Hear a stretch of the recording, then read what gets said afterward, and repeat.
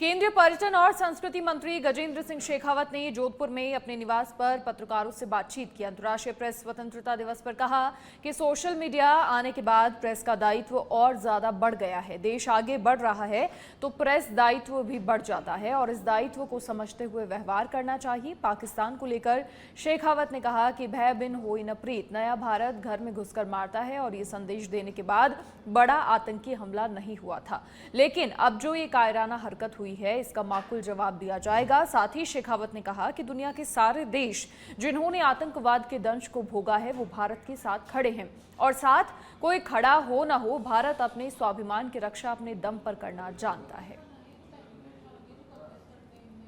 लेकिन निश्चित रूप से भय है और भय होना भी चाहिए। गोस्वामी तुलसीदास जी ने रामचरितमानस में लिखा है, भय बिन होए न प्रीत।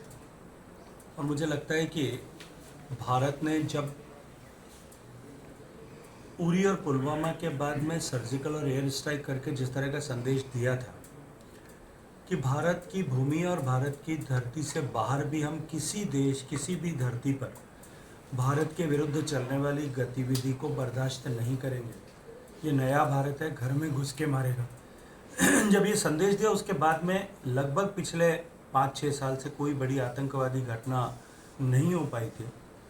लेकिन मुझे लगता है कि दिए ने अंत में फड़फड़ाते हुए एक बार फिर कहीं ऐसी कायराना हरकत की है। माकूल जवाब दिया जाएगा। माननीय प्रधानमंत्री जी इस बात का जो है खुले में इजहार कर चुके हैं। देश की सेनाएं उसके लिए पूरी तरह से तैयार है।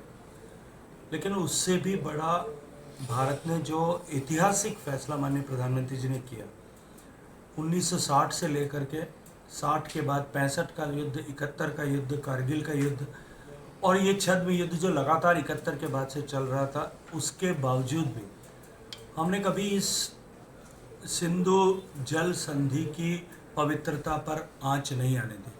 लेकिन माननीय प्रधानमंत्री जी का ये कथन कि अब समय आ गया है जब रक्त और पानी दोनों साथ नहीं बहेगा, और निश्चित रूप से आज़ादी के 75 साल बाद में इस अवसर पर हमको इस पर भी विचार करने की आवश्यकता है कि किस दबाव में क्यों करके भारत के हितों के साथ, भारत के किसानों के हितों के साथ, भारत के लोगों के हितों के साथ में हमेशा के लिए समझौता करते हुए इस संधि को किया गया था। अब जब भारत ने इस संधि को अबेयंस में रख दिया है, उसको ठंडे बस्ते में डाल दिया है देशी बोलचाल की भाषा में, तो निश्चित रूप से पाकिस्तान में बौखलाहट होना स्वाभाविक है, उनकी घबराहट होना स्वाभाविक है और ये घबराहट बनी रहे। मैं